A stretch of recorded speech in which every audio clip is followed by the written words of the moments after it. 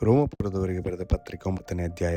ಇಸ್ರಾಯೇಲ್ಯರ ಅಪನಂಬಿಕೆಯು ಅತ್ಯಂತ ದುಃಖಕರವಾದದ್ದು. ನನಗೆ ಮಹಾ ದುಃಖವು ನನ್ನ ಹೃದಯದಲ್ಲಿ ಎಡಬಿಡದೆ ವೇದನೆಯೂ ಉಂಟು. ಈ ಮಾತನ್ನು ಸುಳ್ಳಾಡದೆ ಕ್ರಿಸ್ತನ ಮುಂದೆ ಸತ್ಯವಾಗಿ ಹೇಳುತ್ತೇನೆ. ಪವಿತ್ರಾತ್ಮಾಧೀನವಾಗಿರುವ ನನ್ನ ಮನಸ್ಸೇ ಸಾಕ್ಷಿ. ಶರೀರ ಸಂಬಂಧವಾಗಿ ಸಜ್ಜನರಾಗಿರುವ ನನ್ನ ಸಹೋದರರಿಗೋಸ್ಕರ ನಾನೇ ಸಾಧ್ಯವಾದರೆ ಕ್ರಿಸ್ತನನ್ನು ಅಗಲಿ ಶಾಪಗ್ರಸ್ತನಾಗುವುದಕ್ಕೆ ಒಪ್ಪಿಕೊಂಡೇನು. ಅವರು ಇಸ್ರಾಯೇಲಿನ ವಂಶದವರು, ದೇವರು ಪುತ್ರರಾಗಿ ಸ್ವೀಕರಿಸಿದವರು ಆಗಿದ್ದಾರೆ. ಅವರಲ್ಲಿ ದೇವರ ತೇಜಸ್ಸಾನ್ನಿಧ್ಯವೂ ಇದೆ. ಅವರ ಸಂಗಡ ದೇವರು ಒಡಂಬಡಿಕೆಗಳನ್ನು ಮಾಡಿಕೊಂಡನು. ಅವರಿಗೆ ಧರ್ಮಶಾಸ್ತ್ರವು, ದೇವಾಲಯದಲ್ಲಿ ನಡೆಯುವ ಆರಾಧನೆಯು, ವಾಗ್ದಾನಗಳು ಕೊಡೋಣವಾದವು. ಅಬ್ರಹಾಮ, ಇಸಾಕ, ಯಾಕೋಬರು ಅವರ ಪಿತೃಗಳೇ. ಕ್ರಿಸ್ತನು ಶರೀರ ಸಂಬಂಧವಾಗಿ ಅವರ ವಶದಲ್ಲಿಯೇ ಹುಟ್ಟಿದವನು. ಆತನು ಎಲ್ಲದರ ಮೇಲೆ ಒಡೆಯನು, ನಿರಂತರ ಸ್ತುತಿ ಹೊಂದತಕ್ಕ ದೇವರು ಆಗಿದ್ದಾನೆ. ಆಮೇನ್. ದೇವರು ಇಸ್ರಾಯೇಲ್ಯರನ್ನು ತಳ್ಳಿಬಿಟ್ಟದ್ದು ಆತನ ವಾಗ್ದಾನಗಳಿಗೆ ವಿರುದ್ಧವಾದದ್ದಲ್ಲ. ದೇವರು ಹೇಳಿದ ಮಾತು ತಪ್ಪೆಂದು ನಾವು ಭಾವಿಸಕೂಡದು. ಯಾಕೆಂದರೆ ಇಸ್ರೇಲ್ ವಂಶದಲ್ಲಿ ಹುಟ್ಟಿದವರೆಲ್ಲರೂ ಇಸ್ರೇಲ್ಯರಲ್ಲ. ಹಾಗೆಯೇ ಅಬ್ರಹಾಮನ ವಂಶದಲ್ಲಿ ಹುಟ್ಟಿದ ಮಾತ್ರಕ್ಕೆ ಅವರೆಲ್ಲರೂ ಮಕ್ಕಳೆಂದೆಣಿಸಲ್ಪಡುವುದಿಲ್ಲ.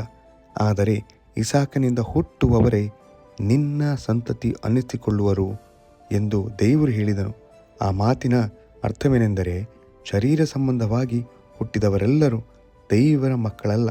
ವಾಗ್ದಾನ ಸಂಬಂಧವಾಗಿ ಹುಟ್ಟಿದವರೇ ಅಬ್ರಹಾಮನ ಸಂತತಿಯವರೆಂದು ಎಣಿಸಲ್ಪಡುವರು ಎಂಬುದು.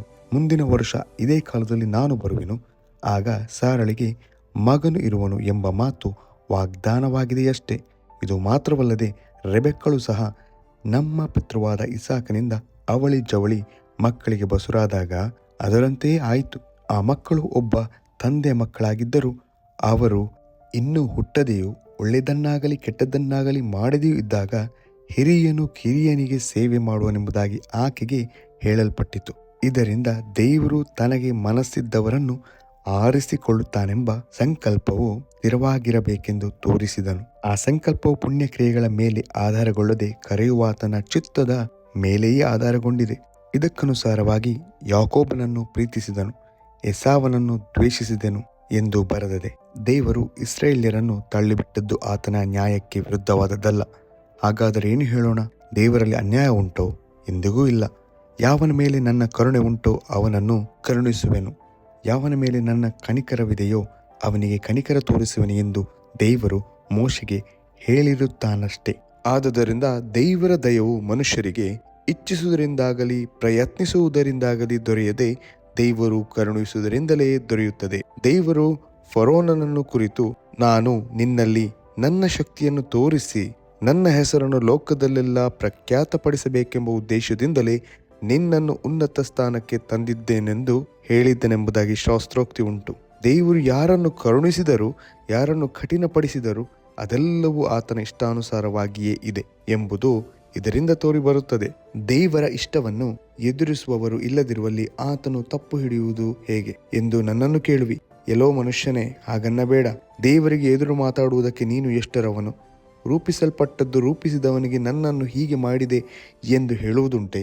ಉತ್ತಮವಾದ ಬಳಕೆಗೆ ಒಂದು ಪಾತ್ರೆಯನ್ನು, ಹೀನವಾದ ಬಳಕೆಗೆ ಮತ್ತೊಂದು ಪಾತ್ರೆಯನ್ನು ಒಂದೇ ಮುದ್ದೆಯಿಂದ ಮಾಡುವುದಕ್ಕೆ ಕುಂಬಾರನಿಗೆ ಮಣ್ಣಿನ ಮೇಲೆ ಅಧಿಕಾರವಿಲ್ಲವೋ? ಆದರೆ ದೇವರು ತನ್ನ ಕೋಪವನ್ನು ತೋರಿಸಿ ತನ್ನ ಶಕ್ತಿಯನ್ನು ಪ್ರಸಿದ್ಧಪಡಿಸಬೇಕೆಂದಿದ್ದರೂ ಹಾಗೆ ಮಾಡದೆ ತನ್ನ ಕೋಪಕ್ಕೆ ಗುರಿಯಾದ ನಾಶನ ಪಾತ್ರರನ್ನು ಬಹು ಸೈರಣೆಯಿಂದ ಸೈರಿಸಿಕೊಂಡಿದ್ದಾನೆ ಮತ್ತು ಪ್ರಭಾವ ಹೊಂದುವುದಕ್ಕೆ ತಾನು ಮುಂದಾಗಿ ಸಿದ್ಧ ಮಾಡಿದ ಕರುಣಾಪಾತ್ರರಲ್ಲಿ ತನ್ನ ಮಹಿಮಾತಿಶಯವನ್ನು ತೋರ್ಪಡಿಸಿದ್ದಾನೆ. ಆತನು ಕರುಣಿಸಿದ ನಮ್ಮನ್ನು ಯಹೂದ್ಯರೊಳಗಿಂದ ಮಾತ್ರ ಕರೆಯದೆ ಹೋಶೇಯನ ಗ್ರಂಥದ ವಚನದಲ್ಲಿ ತಾನು ಸೂಚಿಸಿದಂತೆ ಅನ್ಯ ಜನರೊಳಗಿಂದ ಸಹ ಕರೆದನು. ಆ ವಚನವೇನೆಂದರೆ, ನನ್ನ ಜನವಲ್ಲದ್ದನ್ನು ನನ್ನ ಜನವೆಂದು, ನನಗೆ ಅಪ್ರಿಯವಾದವಳನ್ನು ಪ್ರಿಯಳೆಂದು ಹೇಳುವೆನು. ಮತ್ತು ಯಾವ ಸ್ಥಳದಲ್ಲಿ ನೀವು ನನ್ನ ಜನರಲ್ಲವೆಂದು ಅವರಿಗೆ ಹೇಳಲ್ಪಟ್ಟಿತೋ ಆ ಸ್ಥಳದಲ್ಲಿಯೇ ಅವರು ಜೀವವುಳ್ಳ ದೇವರ ಪುತ್ರರು ಎಣಿಸಿಕೊಳ್ಳುವರು ಎಂಬುದು. ಇದಲ್ಲದೆ ಯೆಶಾಯನು ಇಸ್ರಾಯೇಲ್ ಜನರ ವಿಷಯದಲ್ಲಿ, ಕರ್ತನು ಈ ದೇಶದವರ ವಿಷಯ ಪೂರ್ಣವಾಗಿಯೂ ತೀವ್ರವಾಗಿಯೂ ಲೆಕ್ಕವನ್ನು ತೀರಿಸುವವನಾದ್ದರಿಂದ ಇಸ್ರಾಯೇಲ್ಯರ ಸಂಖ್ಯೆಯು ಸಮುದ್ರದ ಉಸುಬಿನಂತೆ ಅಸಂಖ್ಯವಾಗಿದ್ದರೂ ಅವರಲ್ಲಿ ಒಂದು ಅಂಶ ಮಾತ್ರ ರಕ್ಷಣೆ ಹೊಂದುವುದೆಂದು ಕೂಗಿ ಹೇಳುತ್ತಾನೆ. ಅದೇ ಅಭಿಪ್ರಾಯದಿಂದ ಯೆಶಾಯನು ಮತ್ತೊಂದು ವಚನದಲ್ಲಿ, ಸೇನಾಧೀಶ್ವರನಾದ ಕರ್ತನು ನಮಗೆ ಸಂತಾನವನ್ನು ಉಳಿಸದೆ ಹೋಗಿದ್ದರೆ ಸೊದೋಮಿನ ಗತಿಯೇ ನಮಗಾಗುತ್ತಿತ್ತು, ಗೊಮೋರದ ದುರ್ದಶೆಯೇ ಸಂಭವಿಸುತ್ತಿತ್ತು ಎಂದು ಹೇಳುತ್ತಾನೆ. ಇಸ್ರೇಲ್ಯರನ್ನು ದೇವರು ತಳ್ಳಿಬಿಟ್ಟದ್ದಕ್ಕೆ ಇಸ್ರೇಲ್ಯರೇ ಕಾರಣ. ಹಾಗಾದರೆ ಏನು ಹೇಳೋಣ?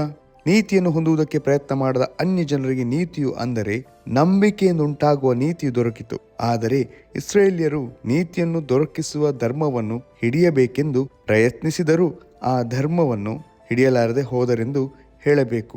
ಅದಕ್ಕೆ ಕಾರಣವೇನು? ಅವರು ನಂಬಿಕೆಯನ್ನು ಆಧಾರ ಮಾಡಿಕೊಳ್ಳದೆ ನೇಮನಿಷ್ಠೆಗಳನ್ನು ಆಧಾರ ಮಾಡಿಕೊಂಡದ್ದೇ ಕಾರಣ. ಇಗೋ, ಚಿಯೋನಿನಲ್ಲಿ ಎಡವುವ ಕಲ್ಲನ್ನು, ಮುಗ್ಗರಿಸುವ ಬಂಡೆಯನ್ನು ಇಡುತ್ತೇನೆಂತಲೂ ಅದರ ಮೇಲೆ ನಂಬಿಕೆ ಇಡುವವನು ಆಶಾಭಂಗ ಪಡುವುದಿಲ್ಲವೆಂತಲೂ ಶಾಸ್ತ್ರದಲ್ಲಿ ಬರೆದಿದೆಯಲ್ಲ, ಆ ಎಡವುವ ಕಲ್ಲಿಗೆ ಅವರು ಎಡೆಯು ಬಿದ್ದರು ಎಂಬುದೇ.